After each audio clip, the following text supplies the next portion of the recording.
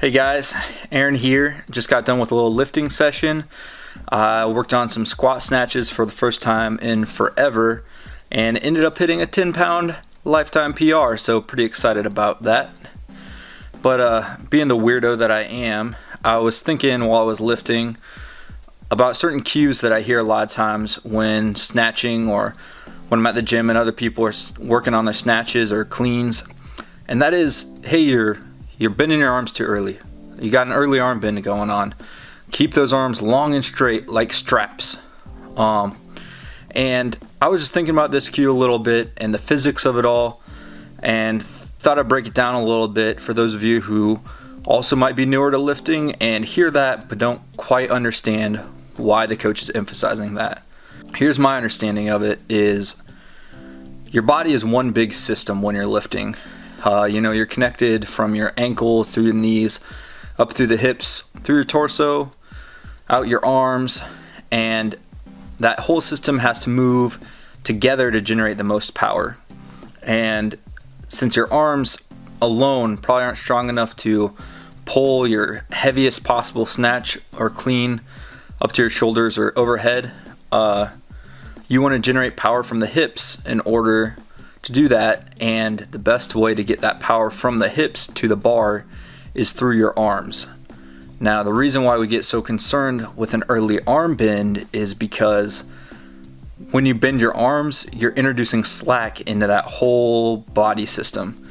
And that slack is just like, well, I'll insert a clip here of a strap around the bar. And if I pull on the bar when the strap is nice and tight, like when you have long straight arms, then you'll see that it's easy to move the bar. It's easy to pull up. As soon as I start to pull, the bar starts to move up. But when I introduce slack into the system, then all kinds of things start to happen because, I can pull, but the strap has to move a few inches before it actually starts to enact any force upon the bar. And that's similar to if you have an early arm bend or your arms are bent while you're cleaning or snatching during the pulling phase, there's a potential for your arms to try to straighten because gravity's pretty strong and it usually tries to win out. So even if you think you're strong enough to keep those arms from extending, I would challenge you to do some slow motion video and see if your arms are actually straightening out at some point, because if they are, that's the slack leaving the system, but it means your upper body, your hips are all exploding while there is no force being acted upon the bar because your arms are just taking that time to straighten out. So you're losing quite a bit of force. So that's just something to think about if you're hearing that cue on a regular basis. I know I've heard it before, and something I've really been working on to try to keep my arms nice and long and straight. If you're a stronger guy, you've been doing some bodybuilding, or you just have a stronger upper body, you'll probably have a greater tendency to try to bend your arms and pull with the upper body. But you really need to fight that as best as you possibly can.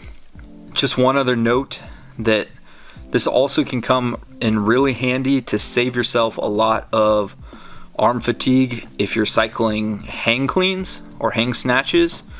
If you drop the bar back kind of that power position or mid-hang position and are one of those people who kind of keeps your arms bent as you drop it back down there so that you can pull it right back up as quick as possible, then you might find yourself really wearing out your shoulders and biceps while you're trying to do all these hang cleans.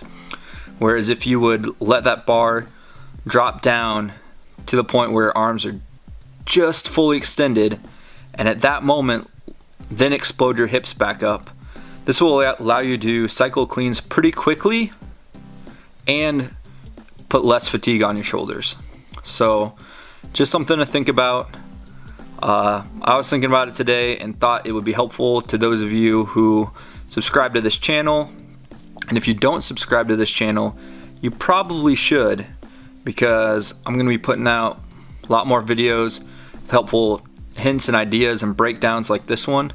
So please do me a big favor hit that subscribe button down below, and be sure to give this video a big thumbs up.